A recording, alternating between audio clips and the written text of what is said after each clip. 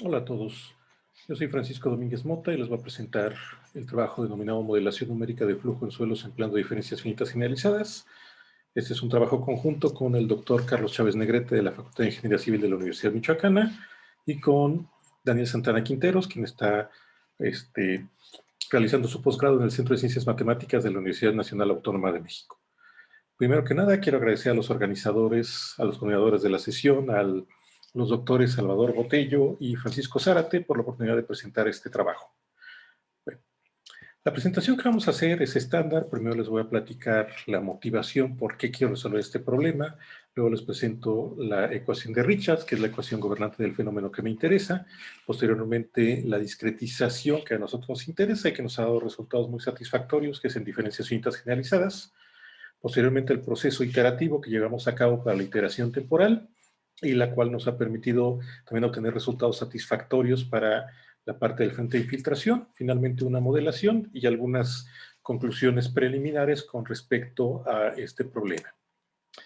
La ecuación de Richards es el hermano mayor de una ecuación que conocemos de hace mucho tiempo, que es la ecuación de difusión, nada más que este hermano mayor es una expresión no lineal que reconoce que el fenómeno de flujo no es un fenómeno que se lleve a cabo a una tasa constante, sino que dependiendo de ciertas circunstancias, por ejemplo, si el suelo ya se saturó, pues entonces ya no va a estar entrando más agua al medio poroso que estamos modelando.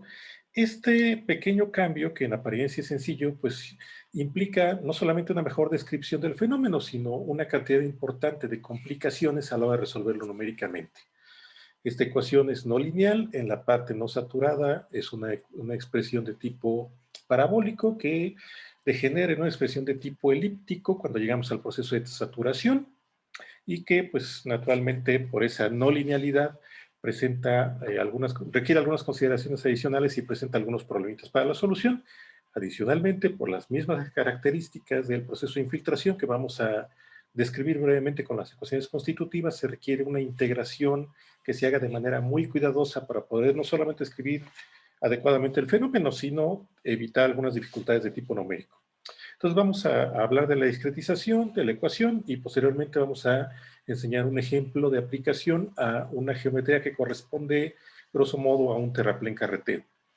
Este problema nos interesa por muchas razones, principalmente porque el efecto prolongado del ingreso, de la infiltración de lluvia en el subsuelo, en el cual hay ciertas estructuras encima, pues a la larga produce cambios sobre las características mecánicas, geotécnicas del terreno y eventualmente pues eso puede tener efectos no deseados como este que estamos viendo en la figura, que es un daño en una carretera.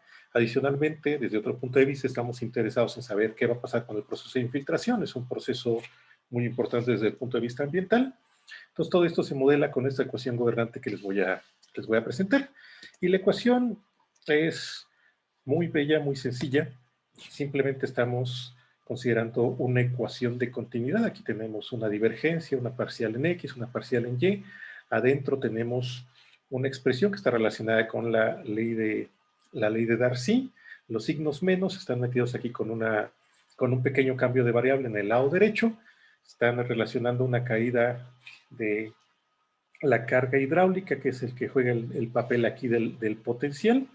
Entonces, lo que dice aquí es que el cambio en un volumen de control pues es proporcional a la caída de esta variable h que denominamos carga hidráulica, y esa caída se desarrolla de tal manera que esas tasas con las que se desarrolla dependen de la carga hidráulica. Eso se va a balancear con algo que es proporcional a la caída de la carga hidráulica en el tiempo multiplicado por el módulo de almacenamiento del agua y el peso específico del agua.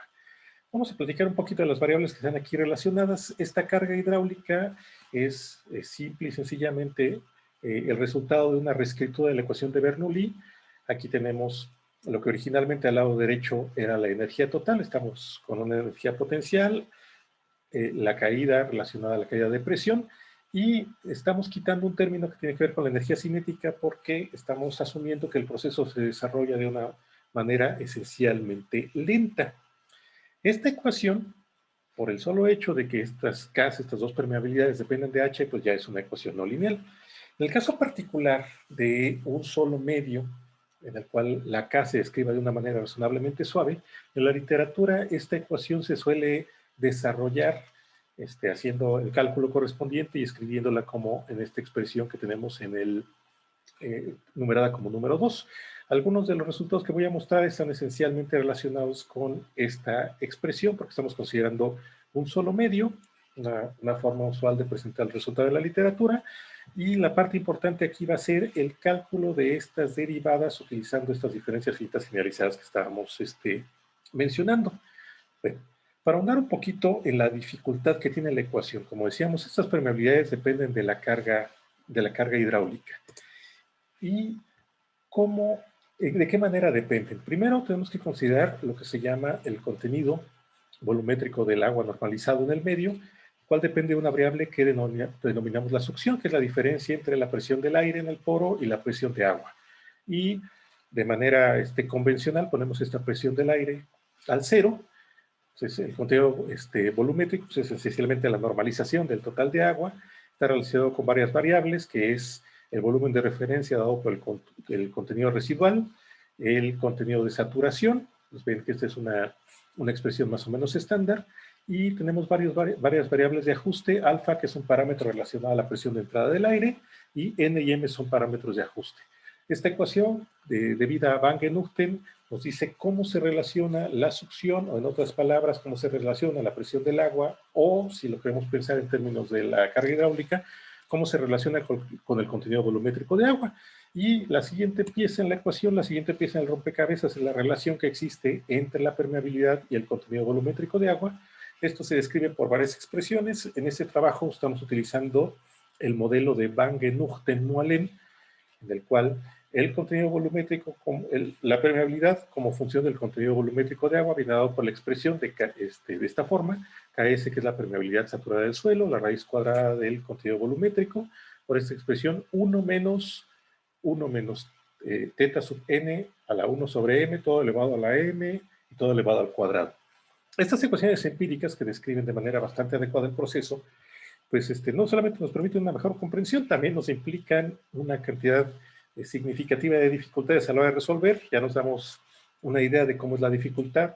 Esta K es la que tiene que ir en la ecuación de Richards, en la cual tenemos que sustituir el contenido volumétrico de agua, que a lo vez tenemos que ponerlo en términos de la succión mátrica y al final en términos de la carga hidráulica, y esa es la ecuación que tenemos que resolver. Naturalmente, no tratamos de calcular aquí soluciones de tipo analítico. Existen para geometrías estándares para este problema bajo consideraciones estándares a la frontera por teoremas como el de Cauchy-Kovalevsky. Sin embargo, nuestra justificación, nuestro interés es describir el proceso de manera numérica.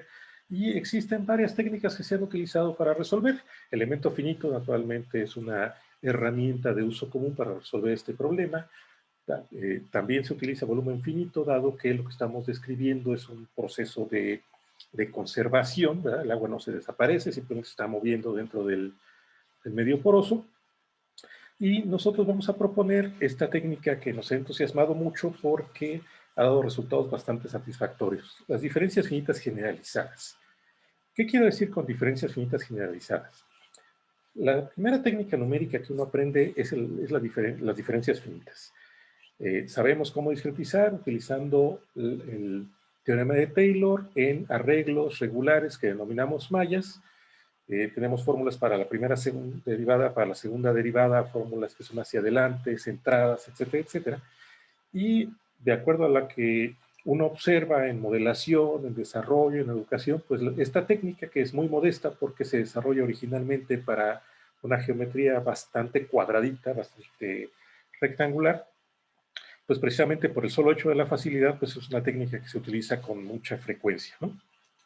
Ahora, ¿por qué no se desarrolló cómo se desarrolló el elemento finito? Bueno, pues porque en principio las diferencias finitas generalizadas, al estar desarrolladas para algo bastante rectangular, pues no se veía cómo adaptarlas para modelos irregulares, aunque durante mucho tiempo se han considerado algunas opciones, y pues no tenían en ese sentido, al menos computacionalmente, la flexibilidad que tenía el elemento finito, en el cual cuando uno hacía una subdivisión del dominio, como con una triangulación, por ejemplo, pues es muy fácil proponer discretizaciones adecuadas con elementos finitos de orden alto, con cierto refinamiento. Entonces, esto era lo que le faltaba a las diferencias, poderse adaptar a otro tipo de geometrías. Y la idea del generalizado es sencilla. O sea, Si nosotros pensamos en una diferencia central, por ejemplo, pensamos en la fórmula, en una variable en la cual le ponemos un peso de 1 entre h cuadrada a un vecino, que vamos a decir es a la izquierda, un peso de 1 entre h cuadrada a un vecino a la derecha, y al nodo central, desde donde estamos viendo, le ponemos un peso de menos 2 entre h cuadrada, pero entonces todo parece indicar que el juego se trata de elegir algunos vecinos y ponerles un peso. Entonces, la propuesta de las diferencias generalizadas se puede motivar así. Yo tengo un operador diferencial, como el que está aquí en esta ecuación 5, que es de segundo orden, dos variables independientes, una A por la segunda parcial de U en X, una B por la parcial cruzada, una C por la segunda parcial de U en Y, etcétera, etcétera. En principio estoy asumiendo que A, B, C, D, E, F me permiten hacer los cálculos. Puedo suponer que son funciones de X y Y razonablemente suaves, sin que esto sea una limitación para los desarrollos posteriores, porque podemos hacer aproximaciones y discretizaciones adecuadas. Pero bueno, pensemos para fijar ideas que son funciones que no dependen de la U, que va a ser la incógnita, y lo que yo quiero construir es un esquema en diferencias que no es otra cosa más que me paro en un punto P0, quiero aproximar en P0, pues voy a elegir un conjunto de vecinos que voy a denominar P sub 1, P sub 2, P sub 3 hasta P sub Q, y con eso voy a construir esta expresión, el gorrito, que es un peso gamma 0 multiplicado por U en P0 o por la aproximación de U en P0 más gamma 1 por la aproximación de U en P1 hasta el P sub Q. Quiero hacer notar que cuando yo estoy haciendo la numeración, aquí no estoy hablando de una estructura como la de malla que ya habíamos mencionado.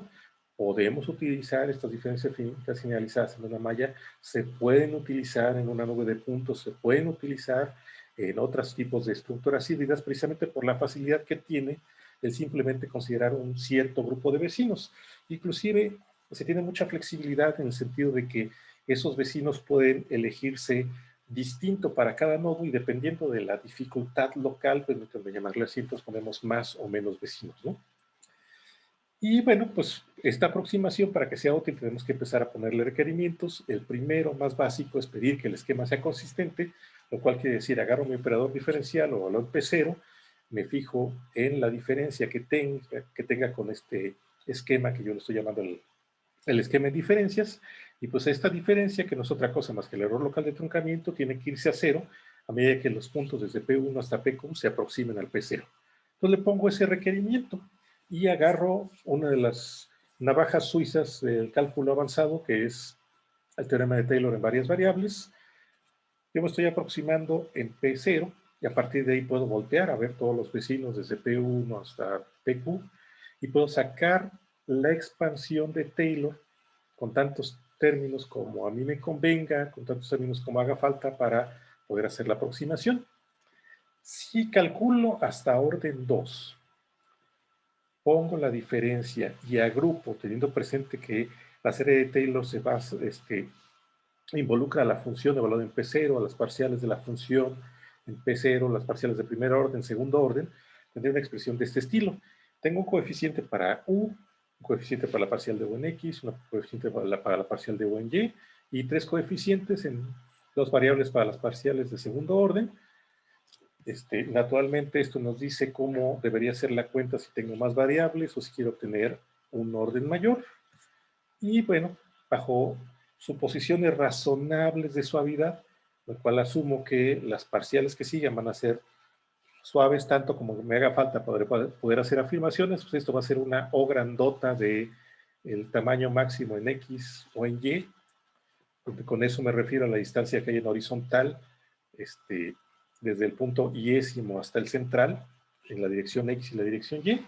Entonces este término pues no nos va a dar mayores problemas. Y si yo quiero que esto tienda a cero, pues entonces tengo que deshacerme de estos 6 términos, ¿no? Observemos cada uno de ellos como es. Tengo combinaciones. En el primero, tengo una combinación que va desde el 0 hasta el Q de los pesos gamma sub i, y eso debe igualar al valor de la función f, esta que está multiplicando a la u, en el punto P0. Posteriormente empiezan a aparecer combinaciones de los gamas multiplicados por diferentes potencias de delta X sub i, de delta Y sub i, y respectivamente pues van a tener que estar relacionados con las correspondientes parciales, ¿verdad? Esto en X, con la parcial en X y así sucesivamente. Entonces tengo 1, 2, 3, 4, 5, 6 expresiones que debo anular. Esto de manera natural pues me arroja, me define un sistema de ecuaciones en el cual, pues dado que es un sistema en bloque, nada más nos vamos a fijar en las últimas 5 ecuaciones, que son estas para poder calcular los pesos que a nosotros nos interesen. Observemos qué estructura tiene esta matriz. Es una matriz que en alguna parte de la literatura le dicen graduada, graded. Tengo incrementos en X, luego incrementos en Y, y luego potencias que los van combinando a cada uno de ellos. Quedan 5 expresiones porque me estoy quedando solamente con las últimas 5 ecuaciones. La primera es nada más una ecuación de balance que uso enseguida, ¿sí? Entonces, tengo que calcular la solución a este problema, cual quiere decir sacar los valores de los pesos, bueno, de aquí deben ser de gamma 1 a gamma sub q, y eso igual a las diferentes combinaciones estas de en P0, en P0, 2A en P0, etcétera, etcétera. Entonces, en principio tengo Q columnas y tengo 5 ecuaciones. Si yo tengo una distribución adecuada de los nodos alrededor del punto central P0, pues entonces, como esta matriz es gorda, voy a tener suficientes grados de libertad para construir una solución. Y esta es la suposición que voy a hacer, que voy a tener suficientes grados de libertad para construir de manera adecuada la solución. Hay muchas estrategias para resolver el sistema. Si lo vemos, tiene cara de el dominio para un problema de programación lineal. También se puede resolver con un problema de con y sin restricciones. Hay muchas maneras eficientes de resolverlo, inclusive algunas que en alguna parte de la literatura se les denomina heurísticas porque están hechas para funcionar en una malla adecuada, sin que eso quiera decir que tienen que funcionar en todos los casos. Entonces calculo los Q coeficientes desde gamma 1 a gamma sub Q y posteriormente, con la última ecuación para balancear, calculo el gamma sub 0 y de esta manera construyo el conjunto de coeficientes, el esquema en diferencias generalizadas que nos interesa. Como yo puedo poner un número variable de puntos alrededor del nodo central, pues aquí es claro que podría yo utilizar este método como un método sin malla. Algunos autores, como Lee, como Fan, como Kunert, tienen variantes de estas diferencias generalizadas que utilizan como métodos sin malla, como métodos de puntos. Algunos otros autores, como Benito Ureña, tienen una variante parecida en la cual deben seleccionar de manera adecuada los nodos vecinos para poder calcular los pesos.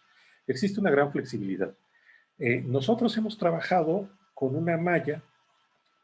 La malla nos dice quiénes son los vecinos, es la construcción natural.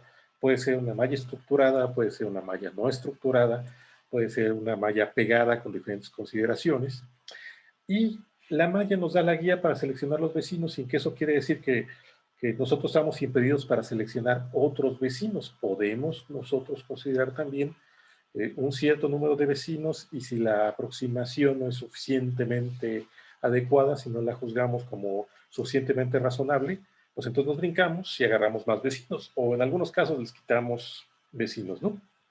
Entonces tenemos una gran flexibilidad para esta generalización de las diferencias. Antes de seguir adelante, pues déjenme mencionarles que como podemos observar, este sistema incluye de manera natural a las diferencias que conocemos de toda la vida, en las cuales dice uno, bueno, pero pues ahí no hay que calcular tantos pesos, ¿no?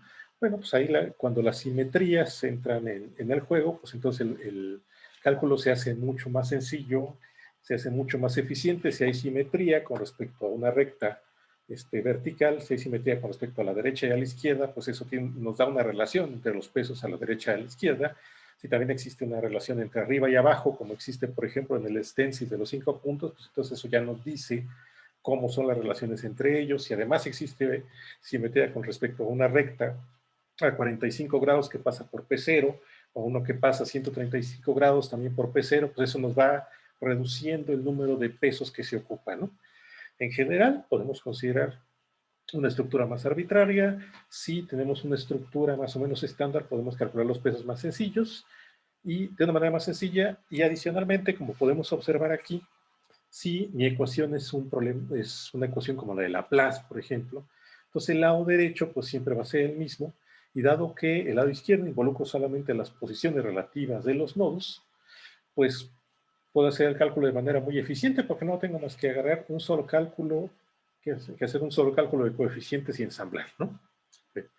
En este caso, en nuestro problema, dado que tengo una ecuación en la cual el coeficiente va a variar, pues sí tengo que proceder con más cuidado, pero eso no es mayor problema. Mientras la malla no se mueva, una vez que genero la malla, una vez que construya la malla, construyo el conjunto de coeficientes y a partir de ahí puedo avanzar con la modelación.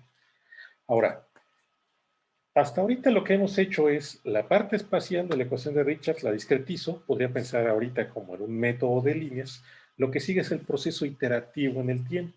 Este también per se es un problema extraordinariamente interesante porque resulta que durante mucho tiempo se ha observado que cuando se discretiza y no se tiene cuidado, dado que en las ecuaciones constitutivas una parte de la pendiente, cuando digamos empieza como la parte fuerte de la entrada del agua, hay una pendiente muy elevada y luego se aplasta cuando ya se llega a la saturación, pues eso hace que en el frente de infiltración, la parte donde va avanzando, pues se presenten oscilaciones, ¿no? Entonces hay que integrar de manera cuidadosa y la propuesta que tenemos es la siguiente. En un primer paso usamos una forma linealizada. Vean que aquí hay como un promedio entre dos niveles de tiempo. Aquí está el módulo del agua. Y entonces a partir del valor enésimo calculamos un valor estrellita que va a ser nuestra primera aproximación. Lo que hacemos es, en un punto de la solución para un tiempo n, consideramos los coeficientes constantes. Para ese valor de n, para ese valor de las variables espaciales, utilizamos nuestro esquema en diferencias y con eso resolvemos y obtenemos una aproximación estrellita. Enseguida, ya que tenemos la expresión estrellita, hacemos una extrapolación, de hecho, hacemos una predicción, que es el valor U gorrito, con un valor de lambda que hemos utilizado para la modelación como 0.7. Posteriormente utilizamos un valor de control, calculamos un valor de control con también con el valor enésimo, pero en este caso con las derivadas de las permeabilizadas, las derivadas de las permeabilidades, las calculamos como diferencias finitas generalizadas, pero con este valor U estrellita que calculamos en la lámina anterior. Posteriormente nos fijamos la diferencia entre el valor de control y el valor estrellita que estamos prediciendo, ¿no? Si el error relativo es menor que una tolerancia preestablecida, entonces el nuevo valor se toma como el que predecimos. Si no, repetimos el proceso calculando un U estrellita nuevo, que lo tomamos como el nuevo valor inicial en la ecuación 7 y disminuimos el tamaño de paso hasta alcanzar convergencia o bien hasta alcanzar un número máximo de iteraciones. Entonces lo que estamos haciendo es como ver un pasito la proyección, como que lo predecimos directamente, luego calculamos con el sistema, vemos qué tanto difieren y si para un cierto tamaño de paso no hay una diferencia muy grande, entonces procedemos. Y esto nos ha dado resultados muy satisfactorios y aquí les voy a presentar la modelación para dos ejemplos, para una geometría de un terraplén con dos parámetros del suelo que se encuentran en la literatura. Entonces, generamos nuestra modelación con aproximadamente 1600 nodos. Aquí la cuenta, hay que tener cuidado, la relación que existe entre los nodos y los elementos. Nosotros estamos pensando principalmente en los nodos y naturalmente estamos haciendo una pequeña redistribución. Estamos pensando en un problema que tiene las siguientes condiciones a la frontera y entonces necesitamos una redistribución para considerar la zona de mayor infiltración. Entonces tenemos una parte aquí arriba que asumimos como la carpeta que es impermeable. Aquí está la zona de infiltración, eso se le llama el hombro, aquí está la pendiente y les voy a mostrar resultados que corresponden a esta sección que denominamos la sección A. Como aquí es la infiltración, pues la presión de poro está igualada a 0, ¿no? Esta es una de las mallas que utilizamos. Como ustedes pueden ver, es una malla que no necesariamente podría calificarse como de calidad porque tiene elementos elongados. Sin embargo, sí tiene el hecho de que pues, es muy fácil de construir y que, dado que ya tiene el número de vecinos adecuado, pues es inmediatamente aplicable con estas diferencias señalizadas. Aquí está otro ejemplo de una malla de control. Simplemente lo que queremos enfatizar es que podemos utilizar estas diferencias generalizadas como un método en mallas estructuradas o como un método en mallas no estructuradas. Y bueno, aquí están los ejemplos, la comparación de los frentes de infiltración en el primer suelo. La raya continua es el que da las diferencias señalizadas. La raya punteada es la que se obtiene con elementos finitos lineales. Ciertamente, lo que nosotros estamos evitando con esta forma de integración es este problema que se presenta con frecuencia, que decíamos que es la oscilación en el frente de infiltración. Entonces, aquí está un primer ejemplo de comparación y esto visualmente se ve así en el video. Aquí va avanzando el frente de infiltración para diferentes valores del tiempo. Y como ustedes pueden observar, bueno, aquí se generan algunos artefactos por la graficación. Sin embargo, pues vamos avanzando de manera satisfactoria, ¿sí? Aquí está un ejemplo de un segundo suelo, en el cual pues, se presenta un cierto retraso en el caso de las diferencias de los elementos finitos. Sin embargo, bueno, ambos valores se han comparado con los que se tienen en la literatura y los que se producen con diferencias señalizadas son valores satisfactorios, ¿sí? Y pues también tenemos un pequeño video mostrando, bueno, con otras propiedades del suelo, pues cómo se va moviendo el frente de infiltración, ¿no? Entonces, lo importante pues, es que se evitan estas oscilaciones alrededor del frente de infiltración, que se obtiene un resultado pues, que coincide con lo que se reporta en la literatura, ¿no? Y bueno, en general, este es un ejemplo de aplicación de estas diferencias finitas generalizadas. Algunas primeras conclusiones que podemos mencionar es que, bueno, en este caso particular se presenta una fuerte infiltración alrededor de la zona del hombro, que eventualmente va a tener efectos sobre la estructura del terraplén. Naturalmente, eso es lo que esperábamos. Los resultados de la simulación pues, también muestran la importancia de considerar adecuadamente los valores de las propiedades hidráulicas, mecánicas, geotécnicas del material que estamos considerando. Eso pues naturalmente siempre va a ser importante. Sin embargo, lo que queríamos enfatizar principalmente pues, es que el uso de estas diferencias generalizadas, a pesar de que se obtiene de una manera muy intuitiva, que solamente es utilizando varias veces el poderoso teorema de Taylor, pues nos permite construir una aproximación adecuada. Naturalmente, es un método que se puede aplicar en otros problemas. En otras ocasiones hemos mostrado el resultado de utilizar estas diferencias finitas generalizadas para otros problemas, por ejemplo, para modelación de aguas someras. El problema de Richards que les mencioné hoy, pues de manera natural se puede extender para el proceso estacionario, en el cual ya se llegó a la parte de la infiltración y lo que nos interesa más que nada es encontrar la forma que tiene el nivel freático del agua, ¿verdad? Por la importancia que tiene y bueno, estas técnicas las estamos desarrollando para incluir posteriormente en algunas rutinas que vamos a liberar, integradas a algunas bibliotecas de Git. Vamos a ponerlo como un problem type y pues queda mucho por hacer. Hay que hacer más simulaciones, hay que aplicarle a más problemas. Ahorita principalmente se ha trabajado en problemas de tipo hidráulico. Nuevamente menciono, esto no quiere decir que no se pueda aplicar en otros problemas. Tampoco estamos diciendo que sean la panacea de la modelación y que resuelvan todos los problemas. Sin embargo, pues permiten modelar problemas de interés de una manera muy satisfactoria. Y se pueden extender inclusive para algunos problemas en los cuales haya soluciones continuas, pero con gradientes discontinuos, algunas zonas en las cuales haya alguna singularidad, como las que se presentan en estos problemas que les decía de el nivel freático del agua. Y bueno, pues este es uno de los resultados con los que hemos estado trabajando. Espero que haya sido de su interés. Y por el momento, pues agradezco mucho su atención. Agradezco nuevamente a Salvador y a Francisco por la oportunidad de presentar los trabajos que estamos desarrollando. Y pues les agradezco mucho.